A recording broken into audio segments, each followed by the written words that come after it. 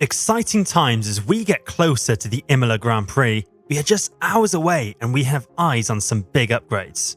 These are some significant upgrades and a lot of pictures to go over. It's very exciting and aggressive development by these teams, and some surprising changes that we have to talk about. Let's start this video off with the rear wings.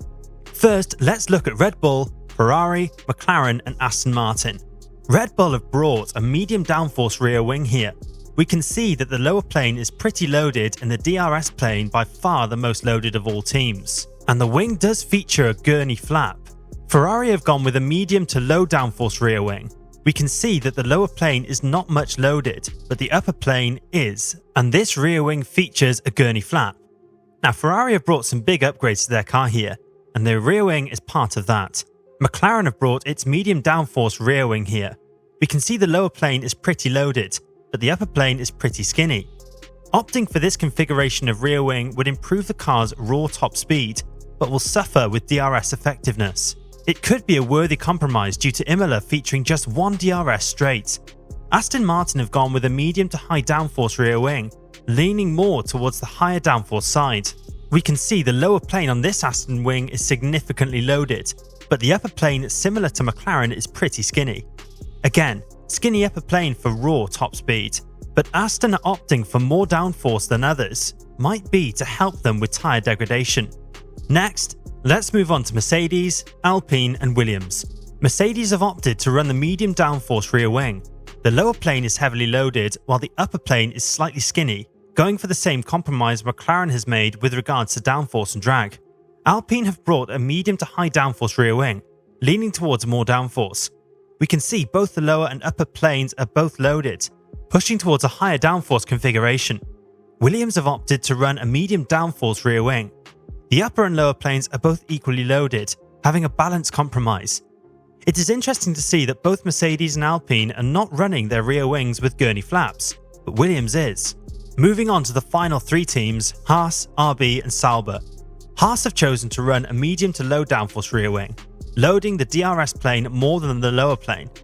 RB have brought its medium downforce wing, having a significantly loaded lower plane while opting to run a lighter DRS plane. Sauber also have opted to run a medium downforce rear wing. Both planes are similarly loaded and does feature a gurney flap to extract maximum downforce with minimal efficiency losses. Now let's go over the upgrades teams have brought to the Imola Grand Prix, starting from Ferrari. The first and obvious change we can observe is the new side pods design. Ferrari have implemented the overbite style side pods inlet, a solution which follows the Red Bull RB20. The upper lid of the side pods inlet is now much more extended than the lower one. Additionally, the vertical air intake has been integrated with the horizontal one to better feed the radiators of the SF24, ditching the S duct as well in the process. Ferrari has opted this design to increase the undercut region, strongly rectifying the pressure field in this area of the car.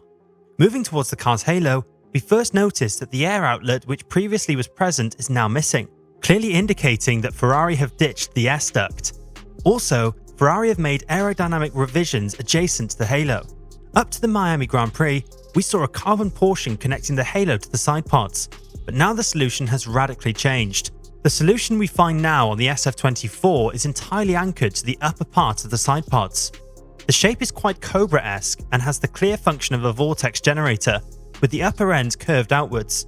The task of this element is to guide the air over the downwash of the side pods and energize it. Ferrari also have made revisions to the minor attachments, as the mirror supports have been elongated, most likely the team chasing small aerodynamic gains, and also helps to manage the airflow above the side pods. Moving slightly back, the engine cover has a new shape, just behind the halo to accommodate a larger air vent, ditching the multi-guild air vents. Ferrari has also made little aerodynamic revisions to the rear wing, modifying the wingtips by making them more pointed and less rounded in terms of profiling. The revision increases the rear load by a few macro points without losing efficiency, a choice that was clearly inspired by the Mercedes design. A floor change to the car has been brought as well. You can clearly see that Ferrari has made changes to the floor edge bracket, also have made a cut. This probably is helping them to improve the car's rear end. We saw the team making changes to this same area last year at Japan and did unlock a significant amount of performance. Next, let's take a look at Aston Martin. The team has brought a new front wing to Imola, with some interesting changes. The first change we notice is that Aston have extended the end plate's length on this new front wing. This will be to revise the aerodynamic conditions around the car's front tyres and suspension, aimed at tweaking the car's front balance. Revisions have been made to the aero fairing, linking the end plate and the wing planes. You can clearly see the first fairing's dimensions has been enlarged. This might be to tighten the vorticity produced at this area, to maximise the outwash generated, improving front-end downforce. Changes also have been made to the wing's central section. The supports between the nose and main plane have changed. Now it is a single central support. Also, there is an interesting cutout on the front wing's nose. Not sure what its purpose is, but I think it is to do with feeding the drivers with more air on hotter temperatures. And the nose tip has been made more pointier than the old version. The final change we notice is the interesting V-shape area on the two top flaps on the front wing. This, I believe, is a spoon section. We have seen teams implementing this design mostly on rear wings, but not much on the fronts. This is an efficient method of getting rid of drag, and this shows that Aston Martin is still working hard at improving the AMR24's aerodynamic efficiency. Aston Martin seems to have made certain revisions to the side pods as well. Looking from this angle, we can see certain aerodynamic profiling similar to steps. It seems like Aston are trying to utilise pressure differences to accelerate airflow from the lower side pods to the car's rear. Taking a look at Mercedes, there seems to be a beam wing revision in play. The upper element is more horizontal, aiding in improving the W15's efficiency. The team has made rear suspension revisions as well, internal changes to reduce rear tyre overheating, thus resulting in improved tyre degradation. Now let's take a look at Red Bull. Verstappen confirmed that his team will be bringing upgrades to Imola, but upon inspecting the RB20 presented, I don't see any upgrades or aerodynamic revisions being made. Maybe it's internal changes, or small bits here and there, or revision made to the car's floor. The only change I see is Red Bull reverting specifications, opening cooling louvers on the upper rear body. McLaren come to Imola with two upgraded cars, bringing the Miami upgrades fully onto Oscar Piastri's car. And the team in general feels they have a good car to fight for the race win at Imola. One thing to note before closing the video is the revisions made to the circuit itself. Runoff areas have been reduced, replaced with gravel traps to have a better control over track limits. I think this is a great idea, as it makes the circuit both straightforward and increases the race's intensity. Overall, aggressive development by Ferrari.